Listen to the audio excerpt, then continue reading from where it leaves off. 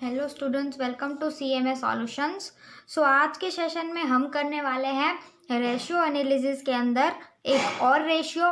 तो कौन सा रेशियो आज हम करेंगे? तो आज हम करने वाले हैं ऑपरेटिंग रेशियो। इससे पहले के सेशन में हमने ग्रॉस प्रॉफिट रेशियो के बारे में डीप में जाना था। आज हम ऑपरेटिंग रेशियो क्या होता है उसके बारे में डीप में जानेंगे। तो स्टार्ट करते हैं हम मीनिंग से।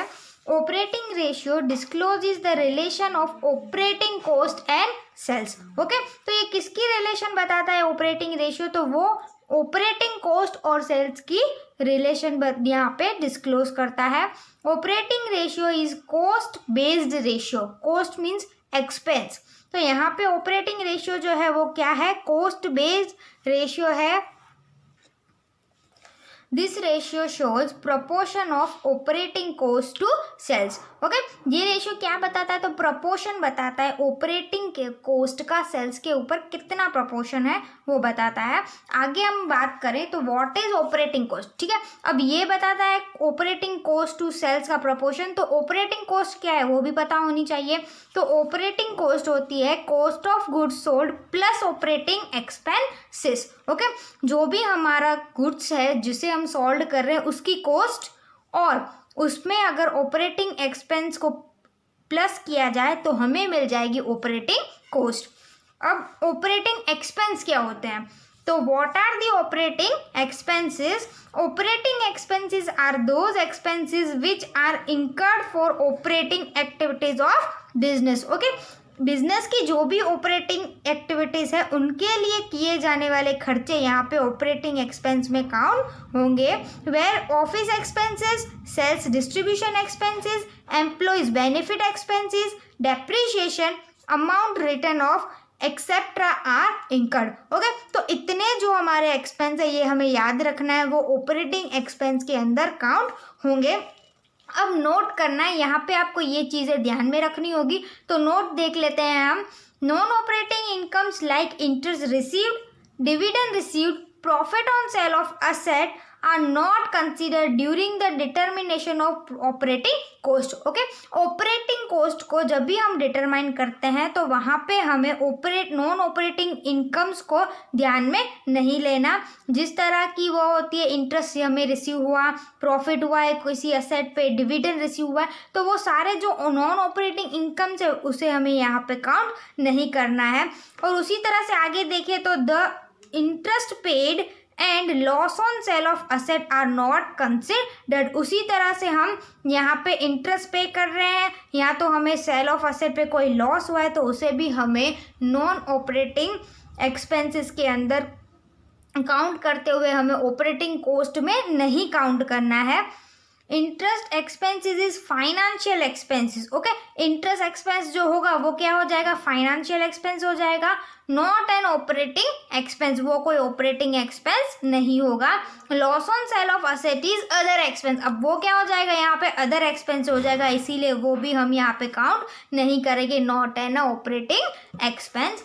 अब फॉर्मूला भी देख लेते हैं हम यहाँ पे। तो फॉर्मूला की अगर हम बात करें तो फॉर्मूला होता है operating ratio equals to cost of goods sold plus operating expenses into 100 divide by net sales. Okay, तो सम के अंदर हमारे पास कॉस्ट ऑफ गुड्स सोल्ड होना चाहिए, नेट सेल्स होनी चाहिए, उसी के साथ साथ ऑपरेटिंग एक्सपेंसेस होने चाहिए। इनटू कर देंगे हम 100 से तो हमें क्या मिल जाएगा? यहाँ पे ऑपरेटिंग रेशियो। ओके, तो यहाँ पे तो हमने फॉर्मूला की बात करी। अब फॉर्मूला को एग्जाम्पल के थ्रू और अच्छे से समझते हैं।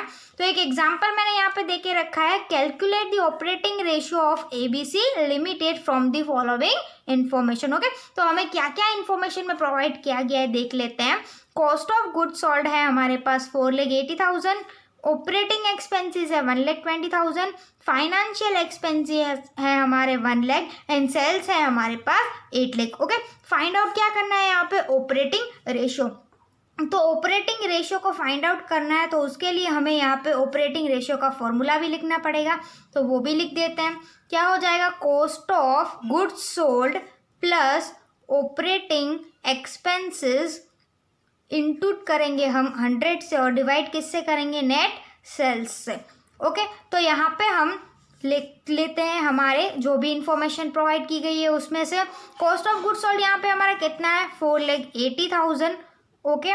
ऑपरेटिंग एक्सपेंस यहाँ पे कितने दिए गए हैं, 1,20,000। अब यहाँ पे फाइनेंशियल एक्सपेंस की बात हुई है। आगे हमने क्या रीड किया है कि financial expenses are not operating expense, वो ऑपरेटिंग एक्सपेंस में काउंट नहीं होंगे। तो ये वाले एक्सपेंसेस जो है वो हमारे इस सम के लिए कोई भी काउंट के नहीं है।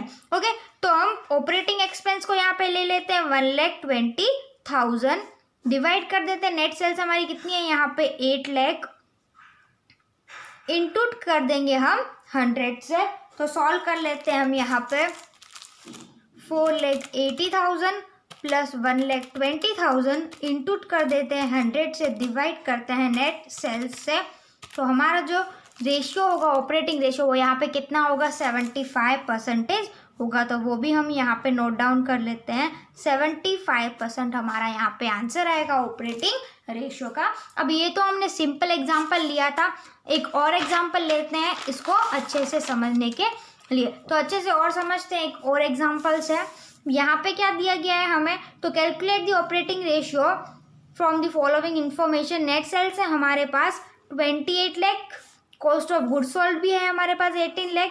अब यहाँ पे दिया गया है salary 1,20,000, other administration expenses 1,80,000, sales expenses 1,50,000, interest on loan 1,25,000, loss due to fire 25,000 and interest income 1,80,000। Okay, इतनी इंफॉर्मेशन दी गई है।